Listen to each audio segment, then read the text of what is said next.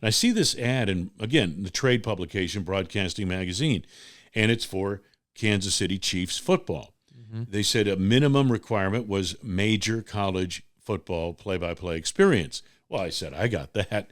So I sent down a tape, the best I had, and a couple of weeks later, I got a form letter back, or it looked like a form letter, and it said, thanks, but no thanks, and that type of thing. So I didn't think anything of it. 2 months later, the same ad is in broadcasting. So I had the form letter, I had the name of the guy, Tom Barsani, who was conducting the search. He was the program director. So I had his phone number. I called him up. I said, would you mind if I reapply? And he just said, well, yeah, I guess you can. And so I sent him the same tape because it's the best I had. And I got a call back a couple of weeks later. Can you send some more and some more? So I assumed they took a look at my resume and said, well, this kid's 22 years old. We're not going to hire him to do the Kansas City Chiefs.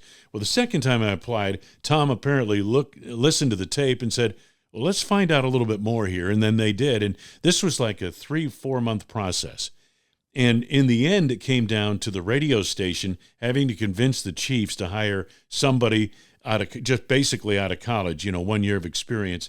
And, that took a while, but they sold it on the premise of this guy, instead of being like these guys would come in from the West Coast or wherever and do the game on Sunday and leave, this guy will be in town. He'll be at functions and all this other stuff. He'll be on the air, that kind of thing. And the Chiefs finally bought it, and I got hired. And that was the break of a lifetime. Yeah. I never would have guessed that even at that time, the team had that much pull of who the station would hire. Oh, yeah. That's it. Absolutely. In most cases, it's like that.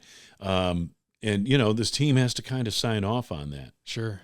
Interesting. Okay, so then how long in Kansas City?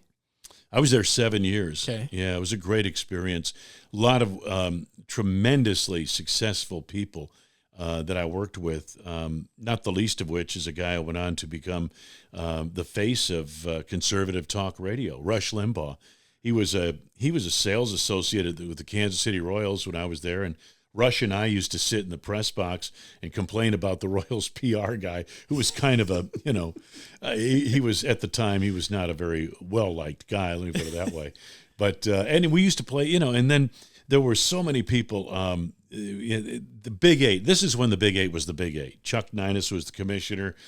Bill Hancock was one of their information guys. He later went on to run the college football playoff. Steve Hatchell, who runs the College Football Hall of Fame now, was also on that staff.